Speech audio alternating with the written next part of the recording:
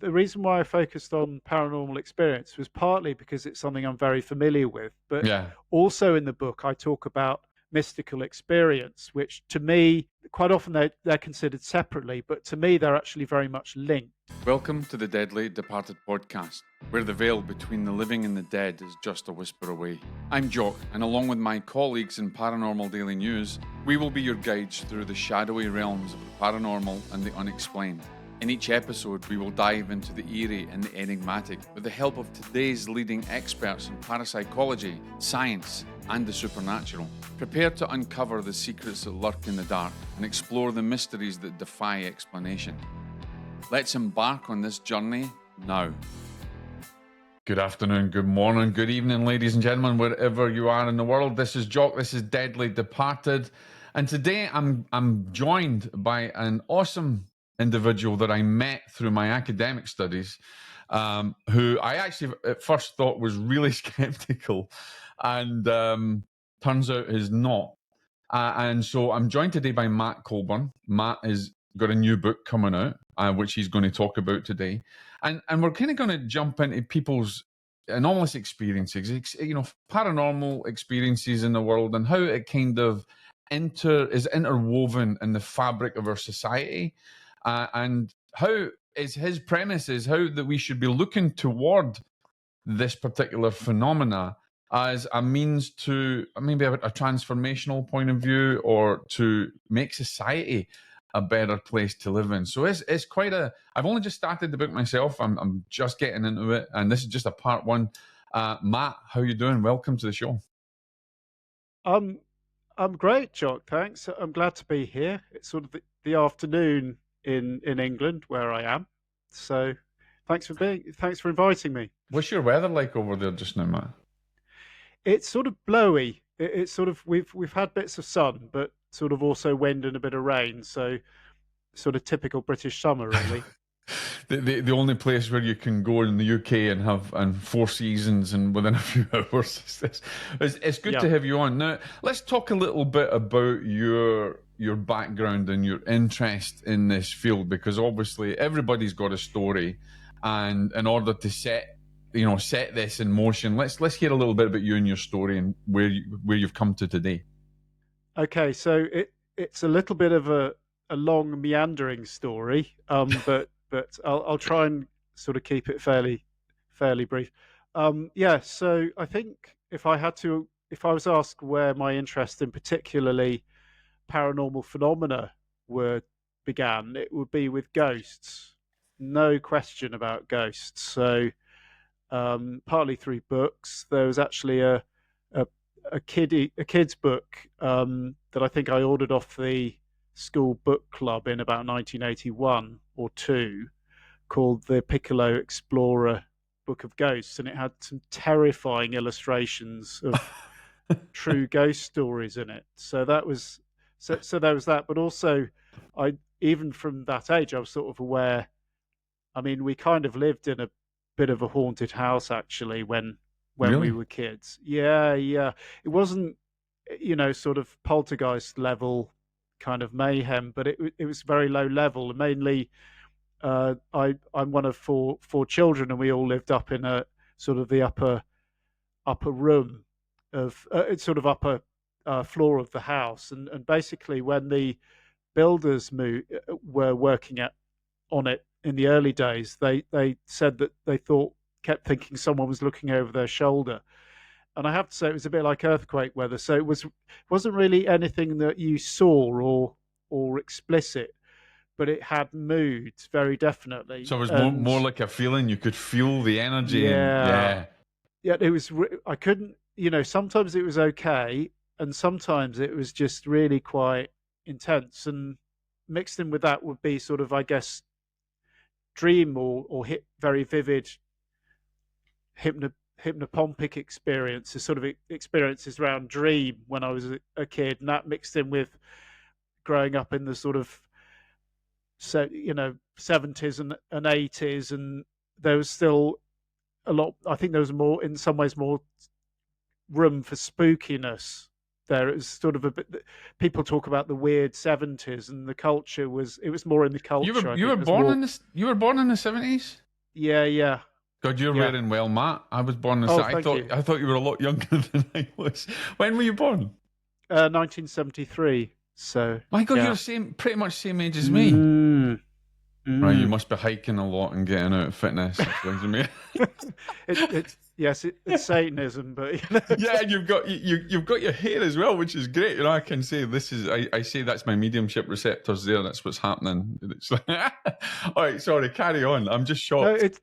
it's fine. I mean, but what happened basically was that as I was sort of getting older towards adolescence, I kind of got a bit, to be honest, obsessed with paranormal stuff, and that Oh wasn't wow. just um, ghosts. It was with monsters and UFOs and all that stuff. It was mingled in actually with an interest in science too. So I was Mm. always very interested in astronomy and paleontology and to be honest, it was kind of interchangeable. So, for example, Arthur Clarke's World of Strange Powers was another sort of touchstone, Yeah, I remember that. and yeah, brilliant. Oh, it was Really, actually, one of brilliant.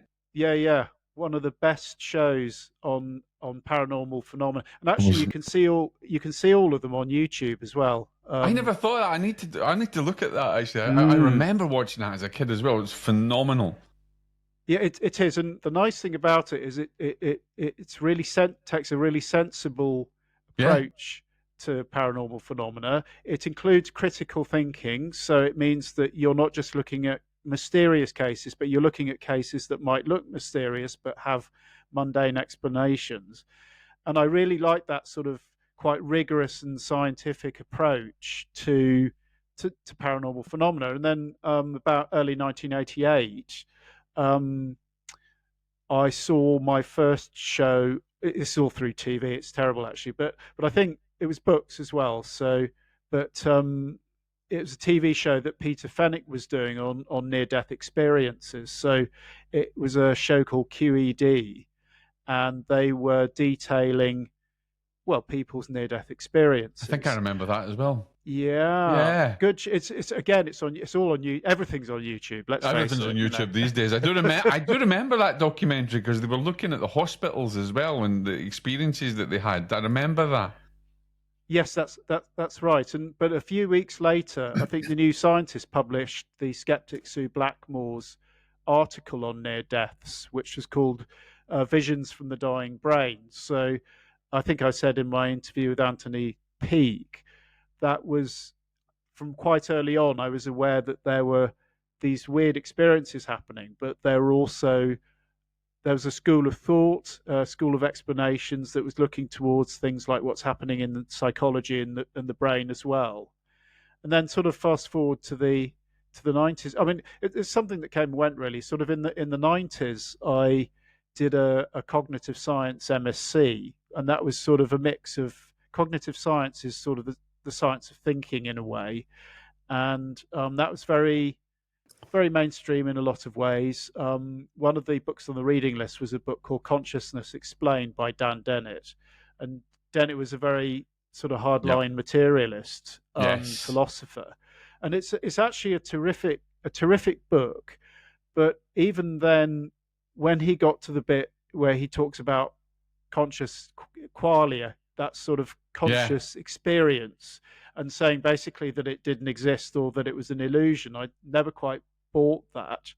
But it was a terrific course. I mean, we got to learn about artificial intelligence and another thing I've been interested in for a very long time. And actually, recently I've been updating my knowledge on and practical knowledge on AI as well. Yeah. So it's interesting how these things come and go. And so I moved to do a PhD at Sussex in the late 90s, early 2000s. That was in memory learning in bumblebees. But at the same time, Wait a minute. I had Memory learning in bumblebees. yeah, yeah, That's that's right. It fascinating. was context learning in bumblebees, and actually, it was really interesting. Basically, you have bees in this enormous coffin, glass top coffin. You film Yeah. their choices, and they have to choose between patterns at the feeder and patterns when they came home, and you do stats on it, and you can sort of Uh-huh. demonstrate things about And they memory, have memory? basically. Of course, they do. Yeah, yeah, Yeah. yeah. They're actually better at what what bees do is they navigate through places like gardens and fields, and they have Yeah, to know where the flower patches are. So that's they brilliant. know, yeah, they learn landmarks. So if there's, I don't know, a building or a particular tree, they can remember that, and they're better at sort of looking at certain types of patterns than we are and remembering them. So they're very good at homing in on It's fascinating, this. different food patches. Yeah, absolutely. So that was very mainstream though, and Mm. actually some of the colleagues that I was sort of hanging around with at that time have since become big league consciousness researchers, and but at the same time I was actually um, I'm trying to think of a good way of putting this. I was sort of having a bit of a, maybe not value shift, but I was sort of having a look at paranormal phenomena again, and I wasn't quite sure why at the time. Right. But I think it's because of some of those, partly because some of those nagging doubts I'd had about wholly materialist approaches to consciousness. I mean, I thought Yeah. AI and cognitive approaches were very powerful, but they seem to be missing something out. So I joined the SPR, the Society for Psychical Research, in 1998, and I've been a member since, wow, yeah, quite a long time. I was going to say, yeah, you've been a member a lot longer than me, actually. Yeah. So yeah, but I mean the Society for Psychical Research, that was something I always knew about. It was always mentioned in the old sort of Yeah. books on this stuff, and about how the Victorians got together and decided to make scientific studies of things like apparitions and telepathy and the rest. Yeah, So it seemed a good I move. like the old research, from Myers and the older guys, and I think the foundation was exciting. It was phenomenal. It was absolutely, and he's sadly deceased now, but Alan Gould, who's Oh an yes. SPR member, Hmm? very great psychologist, very rigorous researcher. He, I was very impressed to read his histories of the early SPR, and if anyone's really interested in that, I suggest they go and look at Alan's work, because Yeah, absolutely. um, he really detailed what a phenomenal job those early researchers did. I mean, they gathered thousands of cases. They tried to get corroboration Yeah. and all that stuff. I found it absolutely fascinating. Was there, I mean, we're still talking about your background, but was there anything in particular with the old research that drew you, that excited you more, like cross correspondences or anything else that they were doing in terms of precognition or? Yeah, I mean, actually, when I joined the SBR, I got interested in the cross correspondences. That's But fascinating. well, it is, but it's an Yeah. absolute nightmare, because Yeah. what the cross correspondences were, just briefly, was that the founders of the SBR die. So there are about three of them. There's Myers, Gurney, and Sidgwick, I think. Yeah, Cedric. I might be wrong. Um, but they die, and then they start leaving messages to different mediums. And essentially, what they say is the messages don't make any sense separately, but you've got to bring them together. Yeah. So a lot of this is written down in automatic writing, Yeah. and there are thousands and thousands of pages. And apparently, in the sort of um, pre-war, pre-First World War, just after the war, SPR, people got a bit obsessed with this stuff, and it occupied a lot of time and energy. Yeah. The trouble with it today is that people like F.W.H. Myers, who is one of the big founders, they Yes. all had a classical education. They're all fluent in Latin and Greek and the classics. And I think I actually had a conversation with Alan Gould about this, because we talked about, I did a short presentation on the cross correspondences, and it was a nice idea to study it, but it's an absolute nightmare. I mean, if you go into the SPR library, or there's the library in Cambridge, and look at the archives, there's stacks and stacks and stacks of this stuff. So it's a great and fertile field for someone who knows the classics, knows Latin and Greek very well, and has lots of time and research money. Yeah. So that's Just don't have that time in this day and age as well. But it is fascinating, and I think anybody who's interested in parapsychology or trying to understand the potential of consciousness should be looking at some of those cases and should be looking at some of that research. Yeah, 100%. I mean, I think the stuff that particularly drew me was things like Phantasms of the Living, which was basically records of Yeah. what would have been called living ghosts. So basically, what happens is that, and this is Victorian times, remember, so you don't have mobile phones or No. GPS or Starlink or whatever, and so someone on one side of the earth has a sudden vision of someone on the other side of the earth, say someone in India or and then someone in London, and at the same time that very distant person is dying or in great distress. And they gathered hundreds of those cases in the first volume, Phantasms of the Living, it's called. And what they were trying to do was establish telepathy, basically. Yeah, So and the that research is still, well, I mean, it's kind of developed even more this day and age, but that was the foundation of that.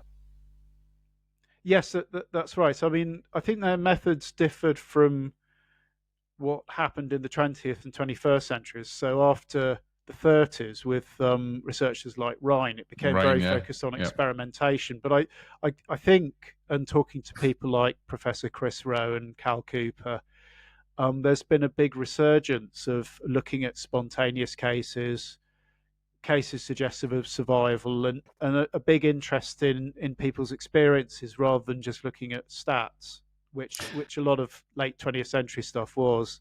And I think that's possibly been a lot of the weaknesses because the statistics can, in my mind, is very much materialist based because obviously we're looking for the measure, and I get it, but we tend to forget the phenomenological, the experiential, and I think there's a way of looking at that.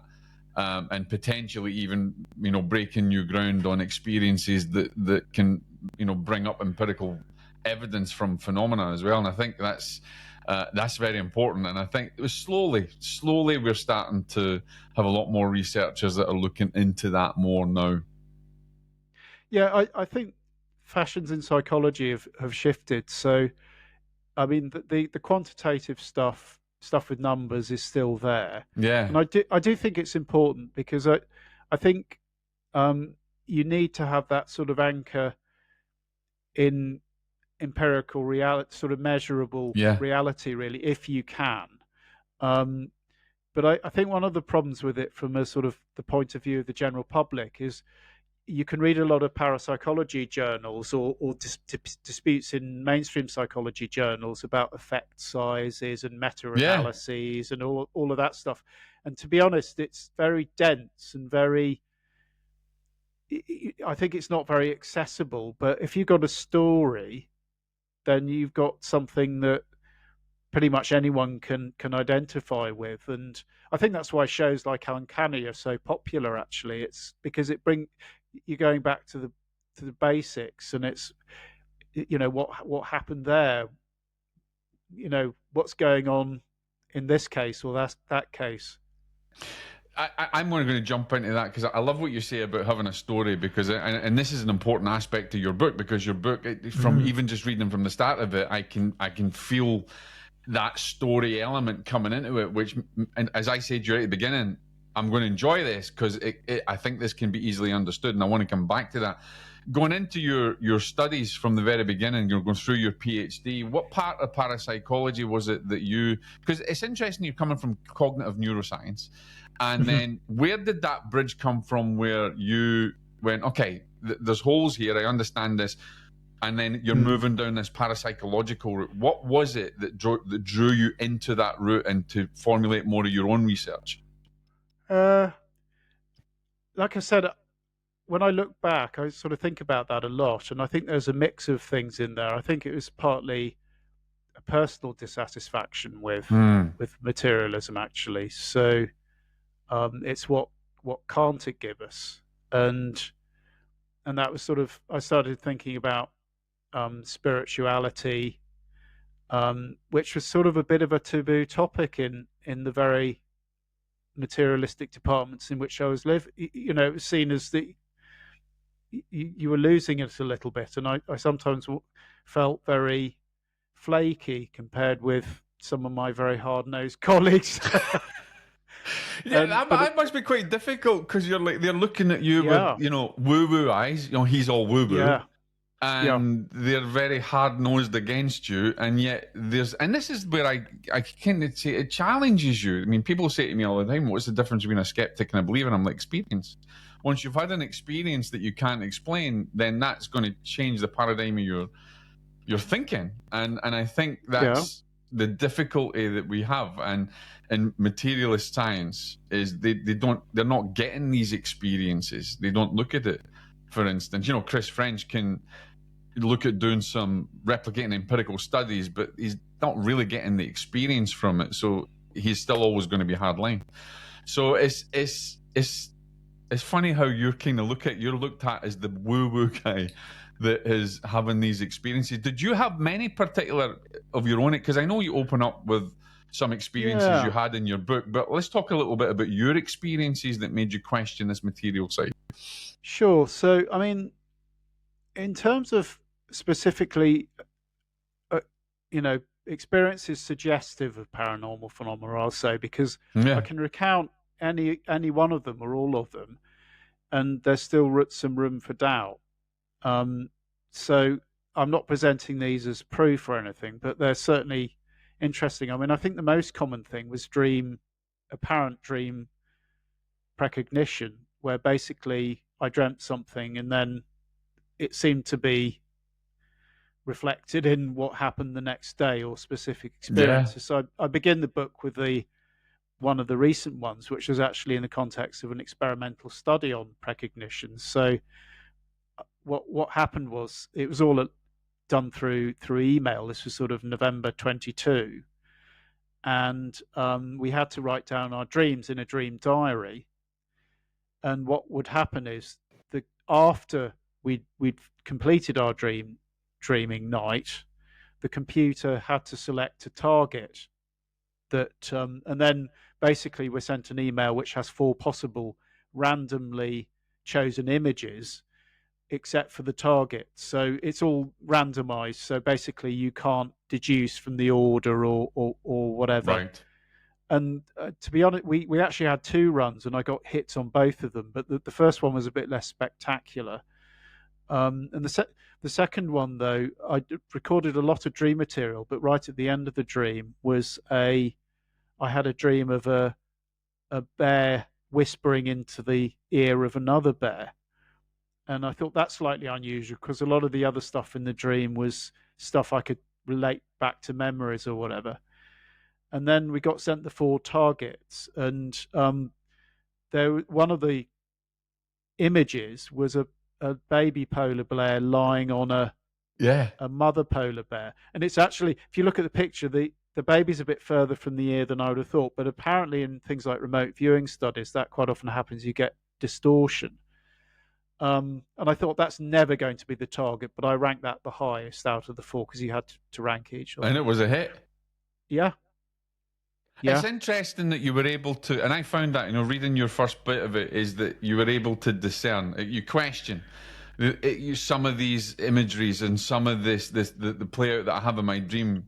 You question is just normal type experiences that you can remember that may have connected to it, but then there's this particular part that yeah. didn't make sense, that was the precognitive target. Was that easy for you to discern that? No, and it's always a matter of chance. And if, say, I had Chris French here going, okay, then replicate that, I probably couldn't. No. Because I tell you what, I did think I did have a bit of an advantage because I'd read things like Jim Carpenter's book, Yeah. First Sight, which Yeah. is a big theory on how this stuff works. And there's a chapter on how to do it yourself. And I'd actually read that. I read it again before I did the study because I wanted to. I was going to ask that because it seems to Yeah, be. Were you? yeah.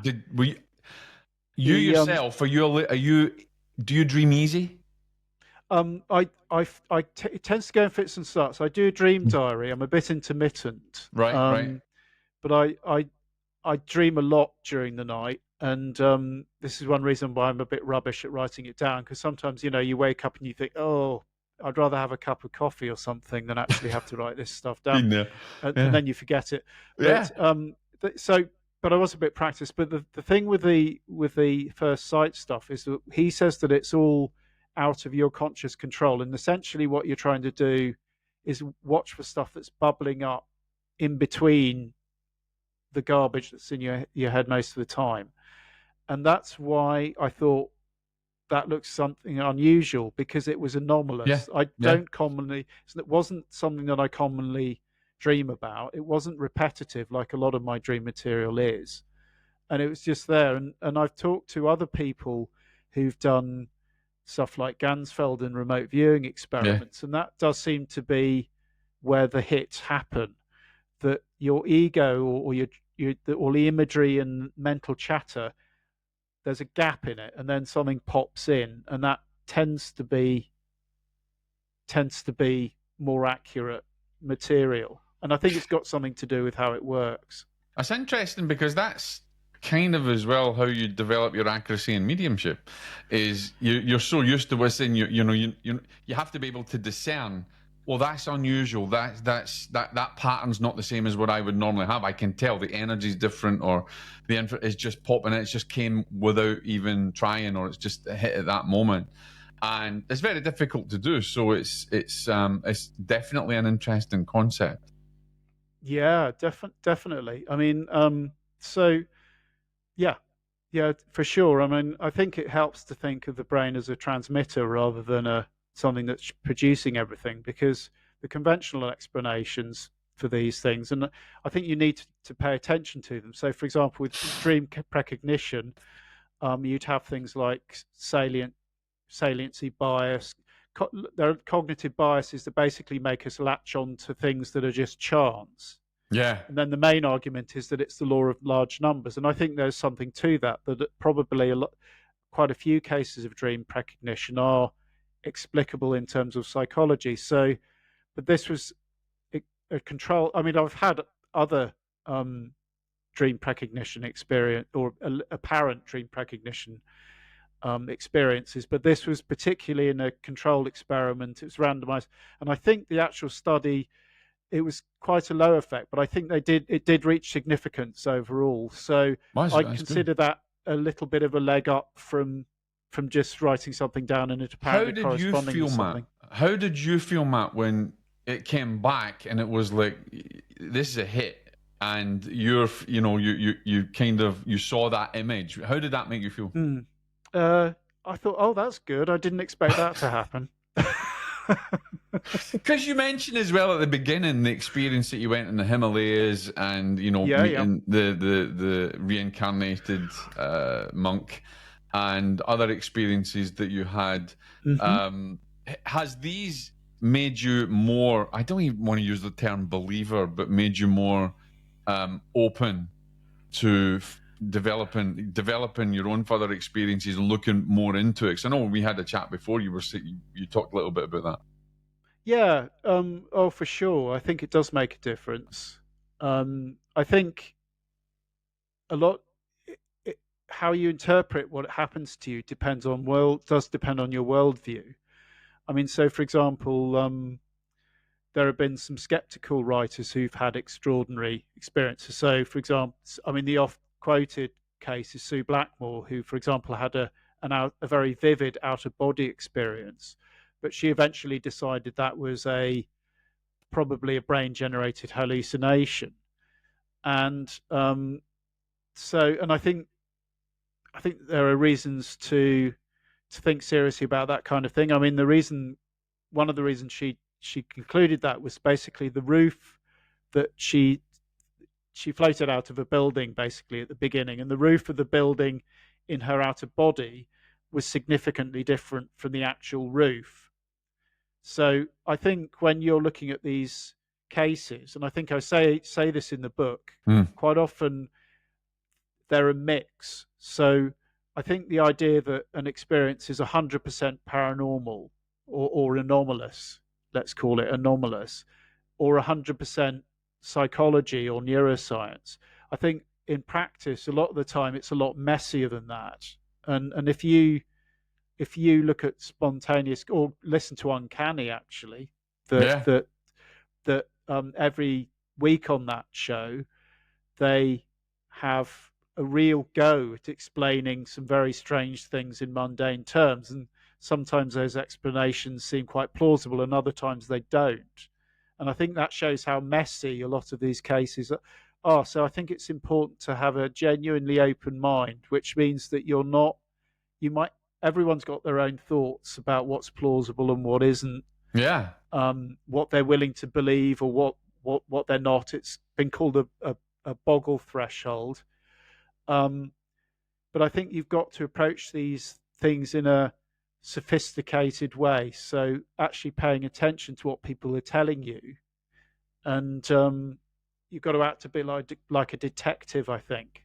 Sort of. So I you've think got to it's have that critical head on. Yeah, I think, and that brings me to a point that you mentioned earlier, because you talked about how you perceive, or you're more leaning toward the brain as being a receiver, and from your cognitive experiences when neuroscience, and I know there's a lot of it.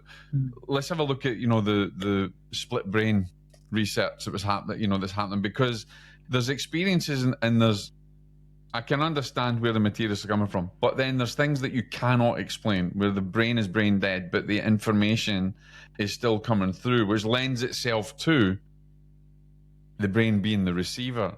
How can you coalesce that from what your research was and the experiences that you had going through your time?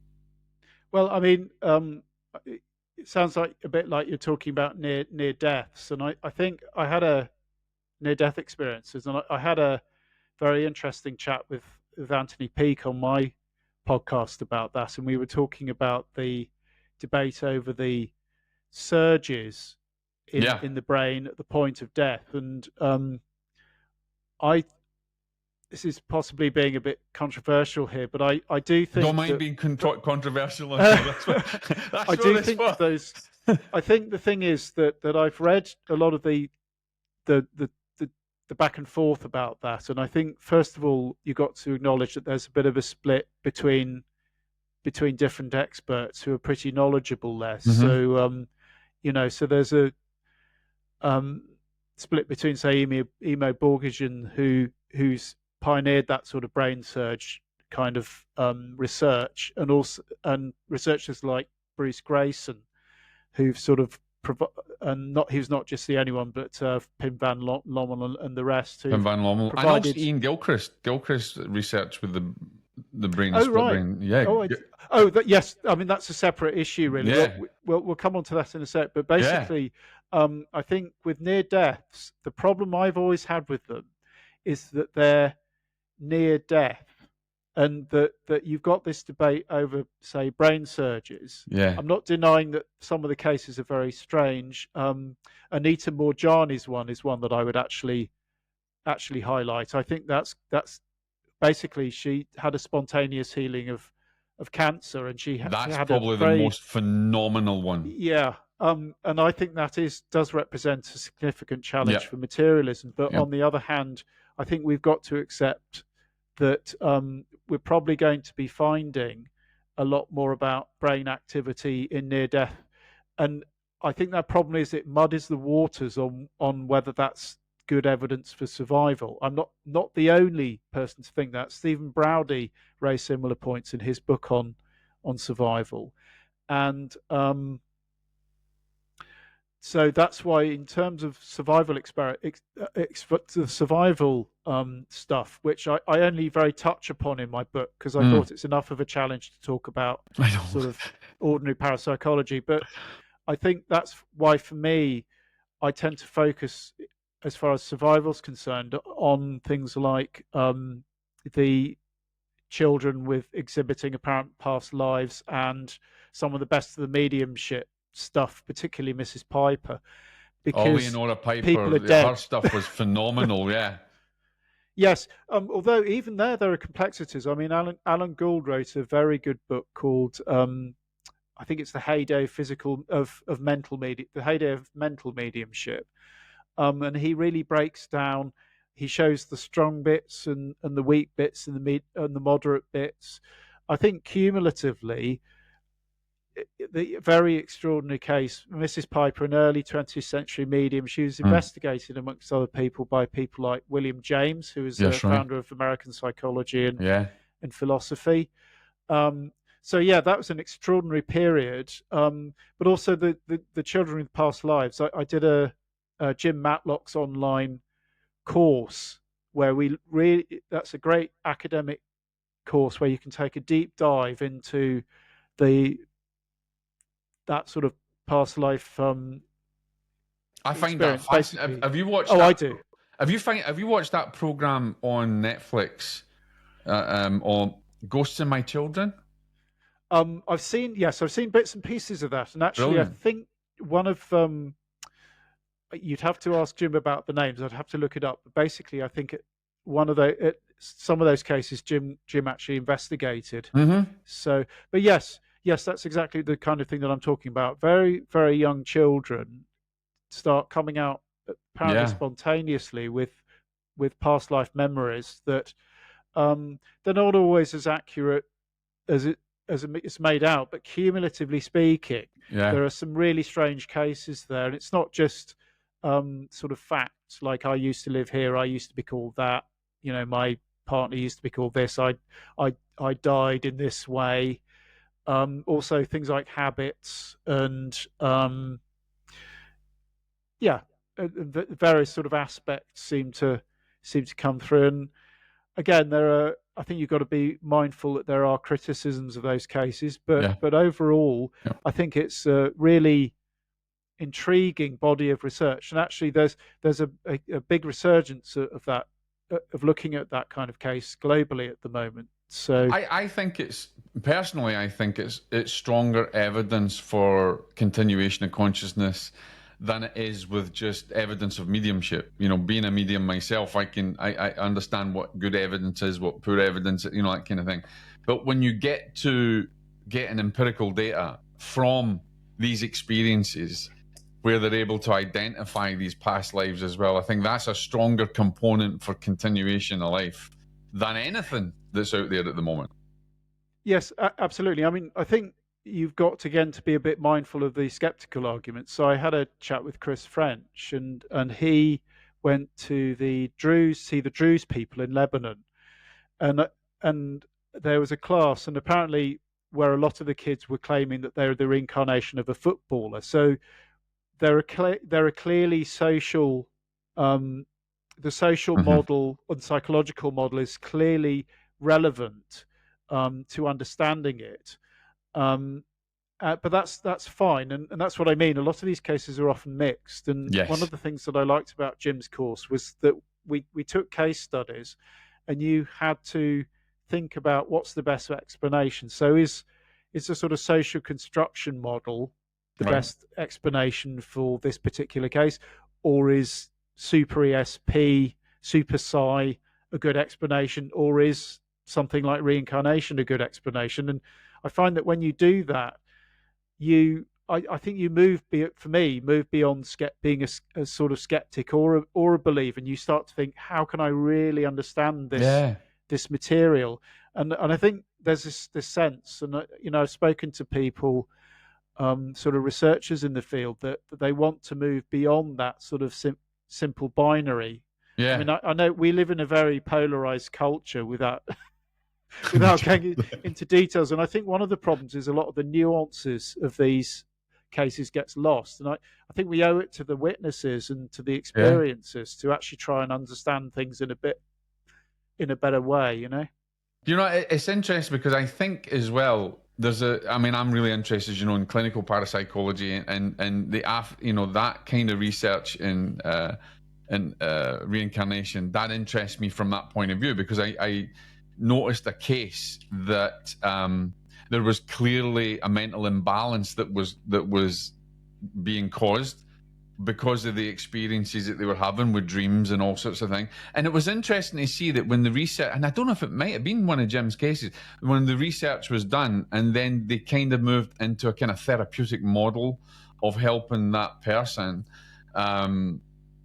it then kind of subsided, and that the mental imbalance that they had, and this possibly the behaviors and the potential psychosis they had, that kind of reduced, and they didn't have it anymore. So I find that fascinating. From there's a clinical parapsychological aspect to this as well. And is there a case that stands out to you as being probably one of the strongest cases that you read about or studied about that is more of an empirical level? Not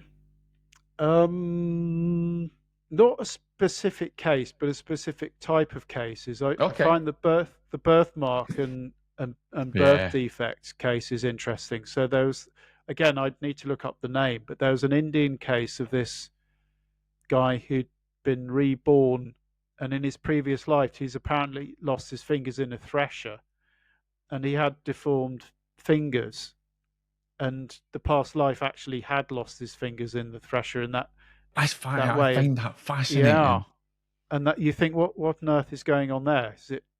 It's difficult to think of that as completely coincidence. But then again, if you talk to a skeptic, understandably they would say, well, large numbers were being selectivity bias and all of this. And actually, I have to say, I think I would like to see more control for that sort of chance factor in the reincarnation work. I think that's something that could be addressed. I mean, Ian Stevenson's original work, though, was actually pretty. It was thorough. pretty strong. It was pretty tight, I think. I mean, there have been a number of critiques offered over the years about it, including by sort of skeptic philosophers like Paul Edwards. And again, I think they're worth reading. But for me, the counter explanations haven't been enough to rule out just how very strange those sorts of cases are. Yeah. Let's jump onto your book a little bit, because Sure. there's elements of this. Obviously, your book is formulated on understanding anomalous experiences and how this helps in life, or how this exists in life, and how it can be more of a potential for transformation. And I can see from what we're discussing as well with reincarnation cases and looking at it deeper, it kind of coincides with what you're writing. What was the drive behind you, Matt, developing this book? And because it's quite it's a hard subject to attack in a natural way. It's like, as I said, I've skimmed through it. I've only just started it, and I'm really looking forward to it. We'll get links in the description and on PDN. We'll promote it on PDN. But you're taking on quite a big subject matter, and you're taking on quite a risk, I want to say. And tell me about it. These are, can we learn something in human, in our society? What was the drive? Right. Okay. So I've got to take a step back slightly and talk about something that might not seem to be relevant. So in 2022, I went away to have, I visited Glastonbury. Mm-hmm. So it was actually for a megalithomania conference, but that wasn't what it ended up being about. There's a friend of mine who's a green counsellor and parapsychologist, actually. Jack? We started talking. I'm not going to say who it was. Okay. All right.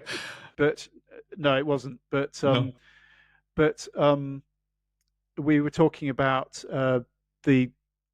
basically things we were worried about, like climate breakdown and the sixth extinction, and whether human civilization is going to be viable for much longer, which is something that I've been worrying quite a lot about over the last few years. Probably too much for my health, but so there was that, and then that sort of stayed with me for a bit, and then I started again teaching at the Aleph Trust Approaches to Consciousness course, and we were having all this stuff about what consciousness is and a bit about transpersonal psychology and parapsychology. And I thought, okay, well, given that I'm really concerned about that and our future, and what relevance might the consciousness and paranormal stuff have, because in our culture, a lot of the time, paranormal stuff is, let's face it, and I'm not knocking this aspect, it's entertainment, isn't it? So um, you have Yeah, absolutely. I agree with you. so By the way, I hate it for yeah its entertainment, and there's too much of it because there's so much that we can learn from it. So I'm in that yeah. camp with you. So I mean, the starting point was, well, maybe, and this wasn't just paranormal. The reason why I focused on paranormal experience was partly because it's something I'm very familiar with, but Yeah, also in the book I talk about mystical experience, which to me, quite often they're considered separately, but to me they're actually very much linked yeah. There's an because overlap with them. I feel oh, as well. very I'm absolutely feel the same way. yeah. And I'm not the only one to think that as well. Paul, it was partly because I'd seen a talk by Paul Marshall, who's an expert on mysticism, and he actually explicitly discusses why he thinks paranormal phenomena are linked to mystical experience. And um, for example, a lot of mystical traditions say that when you start meditating in earnest or doing Yeah, consciousness transformation, what are called siddhis in sort of Vedic or Vedantic literature come up, yeah, or they're called charisms in the Christian mysticism version. Is charisms. So, and weirdly, the phenomena that crop up are very similar in the two very different cultures. So, a spectacular example is levitation.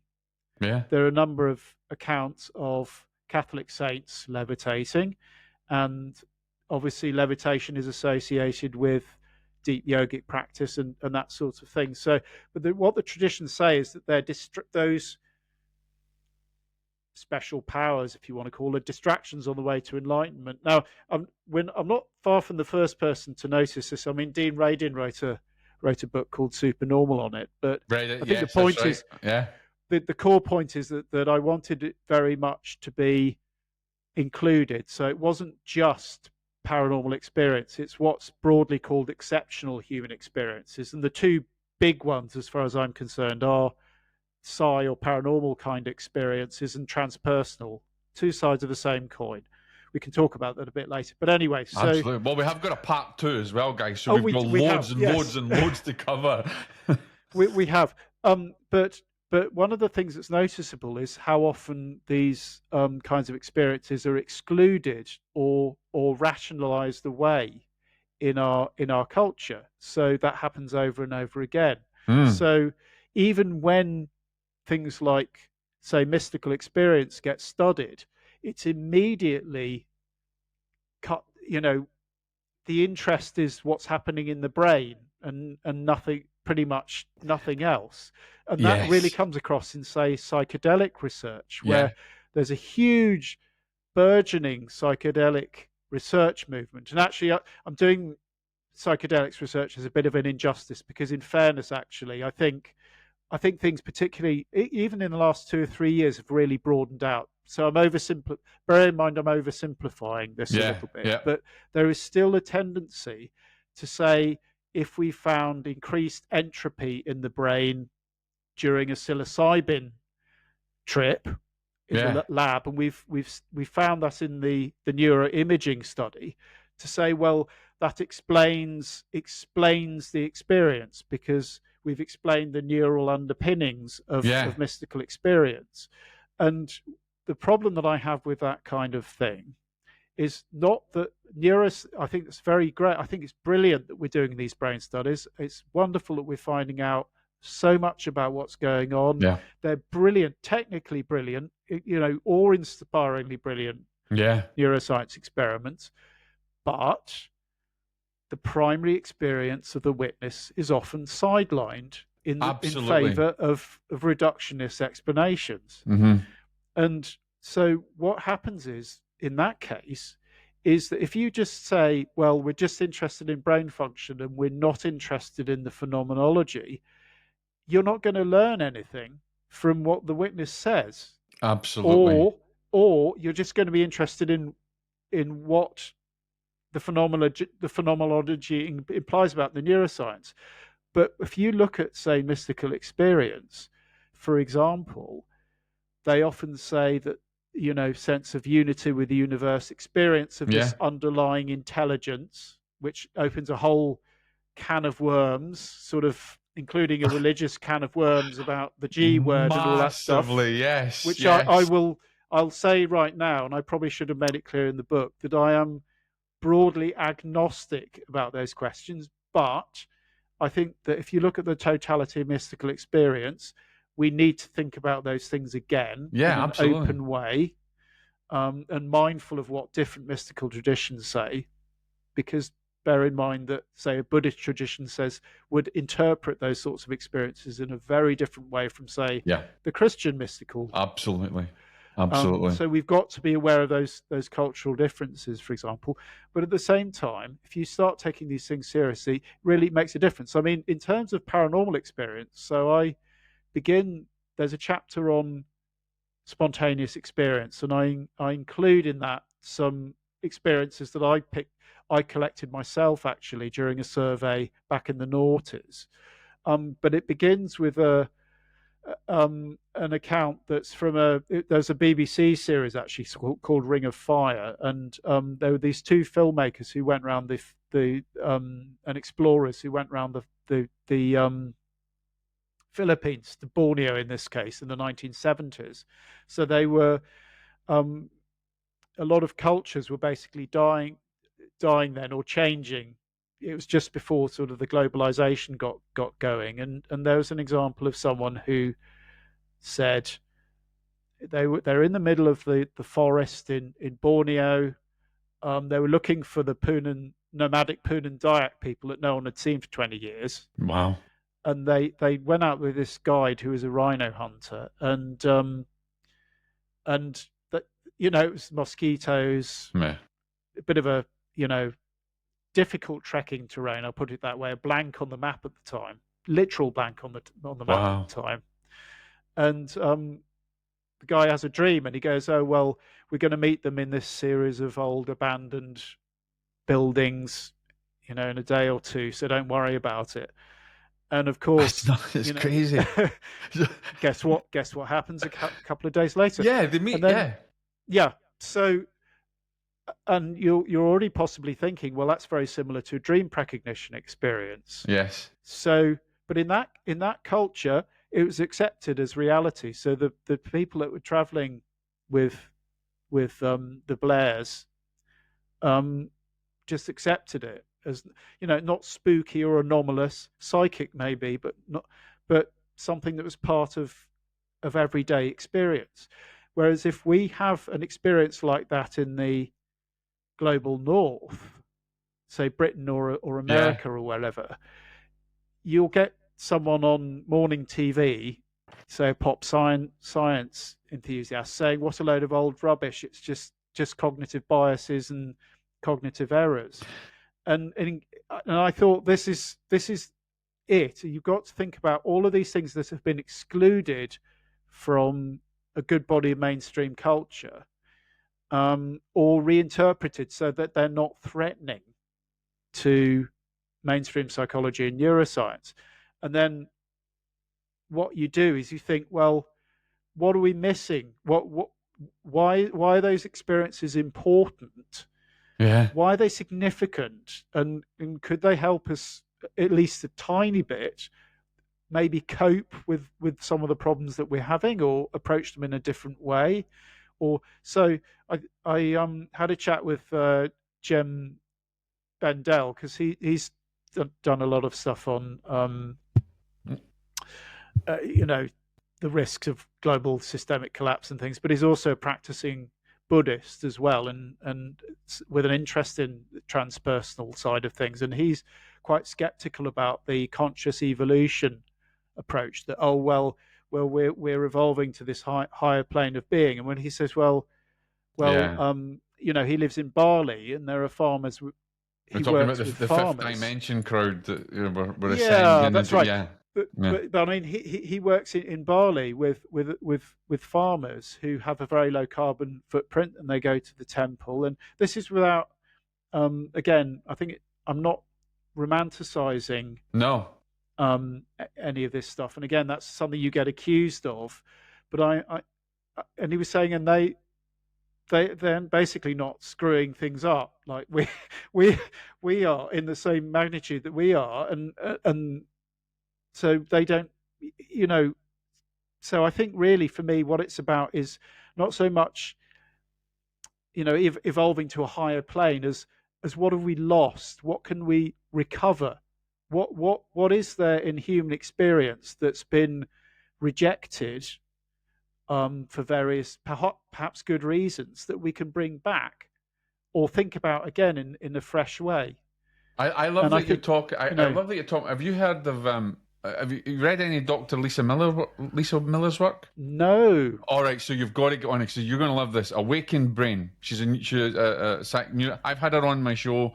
She's phenomenal. One of my favorite books as well. She wrote The Awakened Brain. Phenomenal. It was a groundbreaking research study into neuroscience and spiritual development. And she had done imagery, MRI images. And what you're talking about is really I love, because she had problems having a child, and there's a whole, you just got to read the book, it's brilliant, right? But she went to Native American healing as a scientist Mm. and as skeptical, and everything that we've spoken about. She had a dream where she was connected with a higher level of consciousness that gave her an option. If you had this, would you accept it? She got, and then she had other experiences with nature, and she then got pregnant but she also adopted as well. And it's phenomenal, because what you're talking about is exactly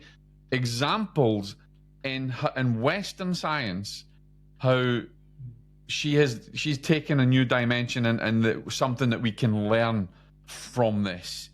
And I think it's a fantastic. Her research is fantastic, and I really love it. And it's something that I think you would really enjoy from this as well. But again, it's this whole idea that what are we missing in our Western society that we can learn from mystical experiences of our Yeah. indigenous brothers and sisters, and what have we forgotten? Absolutely. And I think that ended up being a sort of central theme. It's like I was noticing this systematic exclusion in field after field after field, over and over again, the Yeah. same thing. So we've got this line which is pretty much demarcated by the assumptions of scientific materialism. So everything's mechanical. It's just field and forces. There are others, but you can almost trace exactly where the theories go. So we're allowed to have this bunch of theories, but then we're not really allowed to think about this stuff because it makes us a bit uncomfortable, or it's unlikely. And I think that's quite often quite an unsatisfactory way of dealing with these experiences. I think you've got to look at them as a whole, Yeah. and you've got to put all your cards on the table. You've got to look at cases, weakness, and strengths. Um, so I mean, it's a bit. I'll admit, it's probably a bit more of a stretch to see how a poltergeist case can feed into Yeah. being useful, being useful. But even so, for me, um, even if it's just maybe a spontaneous phenomena that's kind of a bit scary, a bit out of control that we don't quite understand, it's still it's still potentially showing us that there's more to the world than we normally assume, and that feeds into ideas about what the mind is, what Yeah, life is, absolutely. the nature of reality. So you could say, so I've collected, I mean, there are a couple of or precognition experiences. I have a couple of quite strong and quite strange ones in that chapter. And you could say, well, so what? They saw flashes of the future, a bit scary, a bit weird. So what? And I think, um, so perhaps they didn't quite have that transformative potential that, say, a mystical experience does, but they're still indicators of that we have to ask deeper questions about the nature of reality and time, space, and life. So, yeah, but it was a big ask, and I'm not convinced I completely succeeded. I'll be interested to see what you Well, think, because I'm you looking know, forward to just even starting it. I'm looking forward to, and as we're coming up to the end of our first discussion, we've got so much more, and I'd like to unpack a lot more with mystical experiences and how our evolution is developing. And I'm looking forward to diving in more. And the next time that we meet, I'll have read a lot more, and I'll have a lot more questions and things. But do you think that as we're coming to the end of just this first segment, and the premise of what your book is about, do you think that we're at the cusp of change, of maybe even assimilating some of these mystical experiences for us to learn more about our human evolution? okay, so I'm going to say yes and no, or maybe no and yes. So again, That's a good agnostic way of yeah, looking at it. yeah, because I think I had if the chat that I was having with Jem, I was listening to it again, actually, Jem Bendel, and he was suggesting that maybe a lot of the stuff we talk about in forums like this or my podcast, we're swimming against a big tide of Yeah. basically power and capital, who Oh I yeah. think, okay, there are lots of weird quirks there, but a lot of that is basically quite materialistic, Absolutely. on at least the acquisitive level. And in a lot of ways, our culture remains, consumer industrial cultures remain rooted in that sort of acquisitive materialism. And I don't see that changing anytime soon on a broad on a broad canvas. But on the other hand, We can dream. I do we can It's true. dream, but Yeah. also I do see a burgeoning of interest in. I think there Yeah. is. I think what I'm trying to say, I think, is that a lot of it is happening, maybe not on the quiet, Yeah. but on a more personal and small community Yeah. level. Absolutely. Um, so you've got an explosion of healers, not always good gurus, quite often quite, can include quite toxic gurus. But I think the Absolutely. point is Yeah. that I do think that people are looking for answers beyond those received questions that perhaps were more dominant in the sort of 90s or noughties. I think Mm. partly because we've been going through some fairly rough times. I mean, there was Yeah. sort of the financial crash in 2008, COVID, and then yada yada yada. You don't need me And to that's list something we list need to them. that's something we need to bring up in our next chat as well, because Yes, there was an insurgence in mystical experiences during COVID. really interesting. Yeah, Really yeah, interesting. And actually, and we should, anybody out there who's had a mystical, before we do the next subject matter, get in touch with us. Send us a yeah. message. Let us know what your experience is. Let us unpack it. So I think one of the reasons why I wrote the book was to give people a bit of heart, because I see a Mm. lot of stuff that well, I mean, we all see a lot of stuff on the news, but that's very depressing, and we can Oh my God! Yeah, absolutely. feel very disempowered. But I think at the same time, I see there's a need for people are searching for something better, for Yes. something more humanitarian. And I think special powers, to me, it's not about whether you can levitate or not. It's about whether we can be happier in our, well, happier and more contented within ourselves, whether we can be happier as communities, whether we can live with the earth a little bit better. Yes. Sort of very hippy dippy stuff, really. But I think it's really important. I mean, It is important. ultimately, it's what it's about quality of life to me, and so it's a bit future orientated. I'm thinking, how can we, Learn from given it that for the we're future. given that we're going through Yeah. very rough times, and that's likely not to be changing, how can we recover some stuff that's going to help us cope better and maybe build something a bit more positive in the future? Um, and It's brilliant. and that means, yeah, but it means that we need to challenge this idea that paranormal phenomena are just suitable for light entertainment and nothing else. And You know? understand that paranormal is normal, and we should assimilate that back into our culture. Yeah, I think so. But I do think, like I said, that there is this grassroots change. I mean, even Yeah, amongst, I absolutely. mentioned psychedelic research. As I was Mm. looking at University of Sussex, they have a psychedelics research centre now, and it looks to me like there's an openness there that there wasn't when I was doing my PhD. So I think there is a cultural change up to a point. Yeah, Up there to a is. point. I think the big league universities, particularly, I think they're kind of bastions of. Although I don't know, even there, I think, I think there's a potential for some real shifts there. I think there's interest in research areas that would have been taboo even 4 or 5 years ago. So that's Absolutely. what I mean. I think we've got to bear in mind Yeah. that there are probably limitations to this, but actually, if you put your ear to the ground, there is quite a lot of people wanting change, and some of those quiet shifts happening on at least a low level, I think. Now, we're coming at the end, and I've loved this comment. We could keep going and keep going and keep going, but I'm aware that we, as much as we could keep going, other people have other things to do, and we want them to come back. Join us for part 2, which we'll be announcing very soon.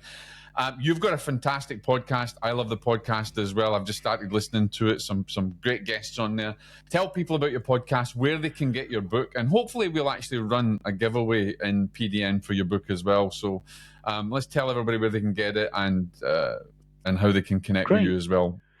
Yes. So I'll send you the links, Jock. Actually, but Yeah, we'll put the links all in the show notes and everything. Yeah. There's a What Lies Beyond Substack. So that was designed to be supplementary to the book, but it sort of grew into its own podcast as well. So if you want a bit, Love I, that.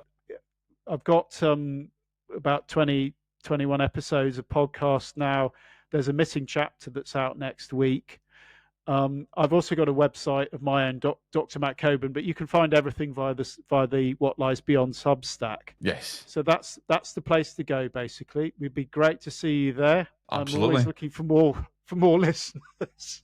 Yeah, we'll certainly support that. We'll get you. And ladies and gentlemen, if you're out there and you're not a member of our Parawise or Parawise community, a Para network, then go on to paranormaldailynews.com, join our network, because we'll be making announcements in there if you're interested in this. And hopefully we'll be getting Matt to come and maybe teach a masterclass on his book.